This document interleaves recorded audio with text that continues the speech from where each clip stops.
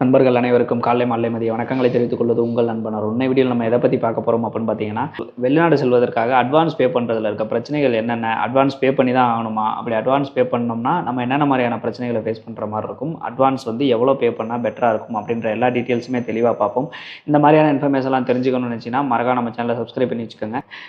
வெளிநாடு போகிறதுக்கு பார்த்தீங்க அப்படின்னா வந்துட்டு முன்னாடியெல்லாம் பார்த்தீங்கன்னா விசா வந்து ஃப்ரீயாகவே அனுப்பிக்கிட்டு இருந்தாங்க. ஒரு 20-25 வருஷத்துக்கு முன்னாடியெல்லாம் பார்த்தீங்க அப்படின்னா வந்துட்டு பணமே கிடையாது, ஃப்ரீயாகவே வந்து வெளிநாட்டுக்கு ஆள் கிடைச்சா போதும்னு சொல்லி ஃப்ரீயாகவே அனுப்பிட்டு இருந்தாங்க. ஃப்ரீயாக அனுப்புறது அப்படின்னா ஏஜென்ட்டுக்கு எப்படி காசு வரும்னு கேட்டிங்கன்னா, அந்த சைடு அதாவது முதலாளி சைட்லேருந்து இப்போ ஒரு ஆளை சிங்கப்பூருக்கு அனுப்புறீங்கன்னா முதலாளி சைட்லேருந்து ஏஜென்ட்டுக்கு காசு கமிஷனாக கொடுத்துக்கிட்டு இருந்தாங்க. இது நடந்துச்சு, கண்டிப்பாக இது நடந்துச்சு. இது எவ்வளோ நாளைக்கு முன்னாடி இருக்கும் அப்படின்னு கேட்டிங்கன்னா ஒரு 50-60 வருஷத்துக்கு முன்னாடி இப்படி தான் இருந்தது. ஓகேங்களா? அதுக்கப்புறம் என்னாச்சு அப்படின்னு கேட்டிங்கன்னா, அந்த வெளிநாடு மோகம் அதிகமாக ஆக பார்த்தீங்க அப்படின்னா வந்துட்டு இங்கேருந்து போகிறவங்களாம் நான் உனக்கு பணம் தர்றேன், ஏன்னா வெளிநாடு போனவங்க எல்லாருமே நல்லா சம்பாரிச்சிட்டு வந்து இங்கே நல்ல நிலைமையில் இருக்கிறத பார்த்துட்டு நான் அதே மாதிரி நான் வெளிநாடு போனேன், என்னை அனுப்பிவிடு, நான் உனக்கு பணம் தர்றேன் அப்படிங்கிற மாதிரி சொல்லல 5000 10,000 சொல்லி வாங்கிட்டு அனுப்பி விட்டுக்கிட்டு இருந்தாங்க. அதுக்கப்புறம் அங்கே இருக்கவங்க என்ன சொல்ல ஆரம்பிச்சிட்டாங்க, ஏஜென்ட்டுகள் அதிகமாகவும் அங்கே இருக்கவங்கலாம் என்ன சொல்ல ஆரம்பிச்சிட்டாங்க, நீ வந்து ஒர்க்கர்ஸ்டே காசு வாங்கிக்க, நாங்கள் காசு தர முடியாது அப்படிங்கிற மாதிரி சொல்லி ஒர்க்கர்ஸ்லேருந்து காசு அதிகமாகி ஏஜென்ட்டுகள் அதிகமாகி பேராசை அதிகமாகி இப்போ வந்துட்டு அமௌண்ட் அதிகமாக வாங்க ஆரம்பிச்சிட்டாங்க. ஸோ லட்சக்கணக்கில் கட்டிட்டு போகிறாங்க. கட்டிட்டு போகிறது பிரச்சனையே கிடையாது. நீங்கள் எவ்வளோ சம்பாதிப்பீங்க உங்கள் சம்பளத்தெல்லாம் கணக்கு பண்ணி நீங்கள் வந்து அதுக்கு தகுந்த மாதிரி அமௌண்ட்டை கட்டிட்டு போகலாம். ஆனால் அதில் என்ன பிரச்சனை அப்படின்னா, இந்த மாதிரி அமௌண்ட்டை வாங்கிக்கிட்டு நிறைய பேர் வெளிநாடும் அனுப்பாமல் ஏமாற்றிக்கிட்டு இருக்கிறாங்க. அதுதான் மிகப்பெரிய பிரச்சனையாக போயிட்டு இருக்குது. இதுலேயும் பார்த்தீங்க அப்படின்னா வந்துட்டு இந்த அட்வான்ஸ் வாங்கிட்டு ஏமாத்துற பிரச்சனை ரொம்ப ரொம்ப பெரிய பிரச்சனையாக இருக்குது.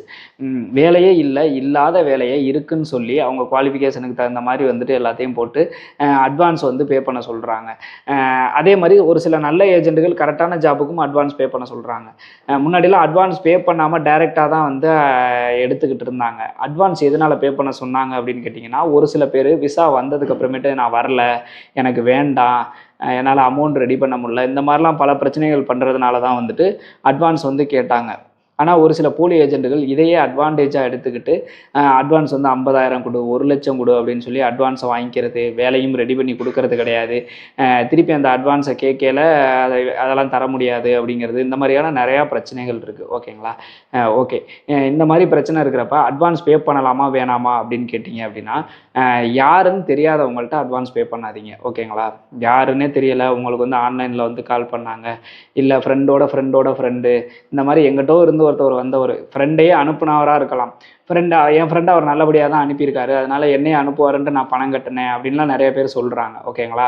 ஆனால் ஒருத்தவங்களை நல்லபடியாக அனுப்புனார் அப்படிங்கிறதுக்காக எல்லாத்தையும் அந்த மாதிரி அனுப்புவார் அப்படின்லாம் உறுதியாக சொல்ல முடியாது. ஓகேங்களா?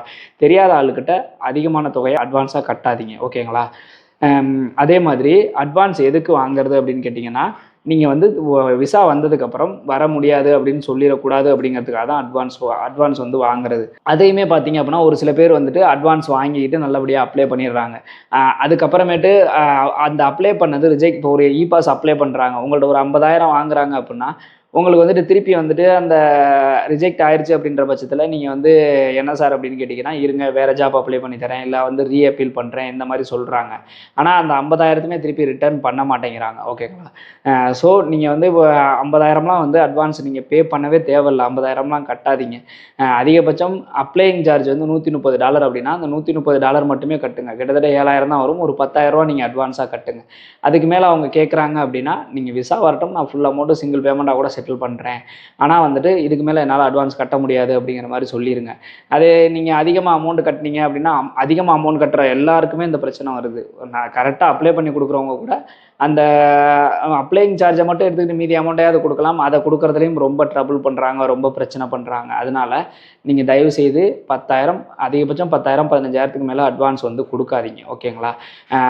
ஸோ வந்து அப்ளை பண்ணுறதுக்கு முன்னாடியே சில பேர் வந்து இந்த மாதிரி கேட்குறாங்க, அவங்க அப்ளை பண்ணியும் கொடுக்கறது கிடையாது. ஒருத்தருக்கெல்லாம் பார்த்தீங்கன்னா நம்ம டெலகிராமில் மெசேஜ் அனுப்பியிருக்காரு, $1,00,000 கட்டினாராம். $1,00,000 பணத்தை கட்டிட்டு பார்த்தீங்க அப்படின்னா வந்துட்டு அப்ளையே பண்ணலையாம். சைனீஸ் நியூ இயர் லீவுன்னு சொன்னாராம்.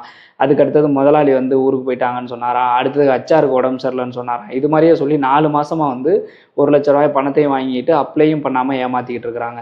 ஸோ இதெல்லாம் வந்து 100% ஃப்ராடு. ஒரு வேலையெல்லாம் வந்து பார்த்தீங்க அப்படின்னா வந்துட்டு ஒரு 4 மாதம்லாம் வந்து பெண்டிங்லேயே இருக்கவே இருக்காது.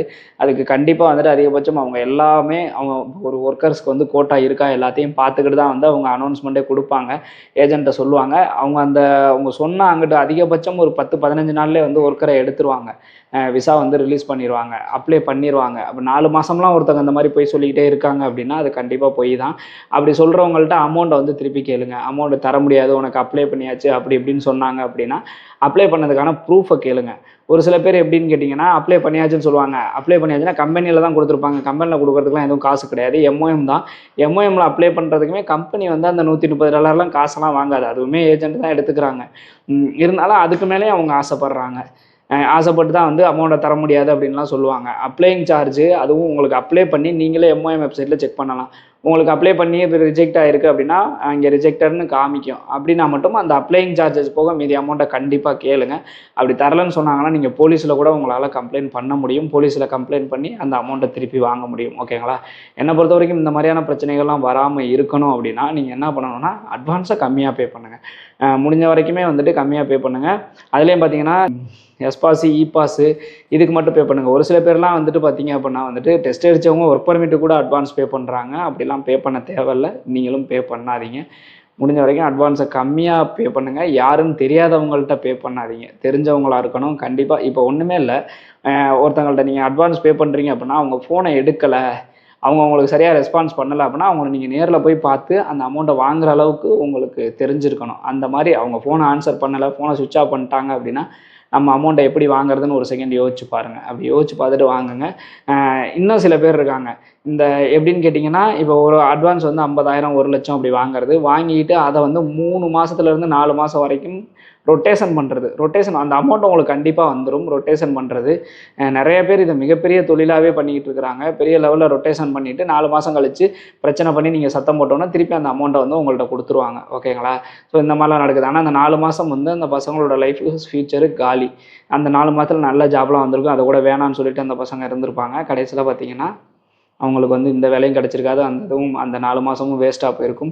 எல்லாமே வேஸ்ட்டாக போய் வெளிநாடு போகிற ஆசையை விட்டுட்டு அவன் இங்கேயே ஏதாவது ஒரு வேலைக்கு போயிட்டுருப்பான். ஸோ இந்த மாதிரிலாம் கூட ரொட்டேஷன் பண்ணுறாங்க. ஏன்னா அவங்க ஏமாத்தினா தானே போலீஸில் கம்ப்ளைண்ட் பண்ண முடியும். அவங்க ரிட்டர்ன் பண்ணிடுறதுனால இன்னும் கம்ப்ளைண்ட்டே அவங்க மேலே போலீஸ் எந்த கம்ப்ளைண்ட்டும் பண்ணாமல் நிறைய பேர் இந்த மாதிரிலாம் ரன் பண்ணிக்கிட்டு இருக்கிறாங்க. பெரிய பிஸ்னஸாகவே ரன் பண்ணிகிட்டு இருக்காங்க. ஸோ அவங்கள்ட்டெல்லாம் சிக்கிறாதீங்க தயவுசெய்து. அட்வான்ஸ் அதிகமான தொகையை பே பண்ணாதீங்க. அப்ளையிங் சார்ஜ் எவ்வளவோ அதை மட்டும் பே பண்ணுங்கள்.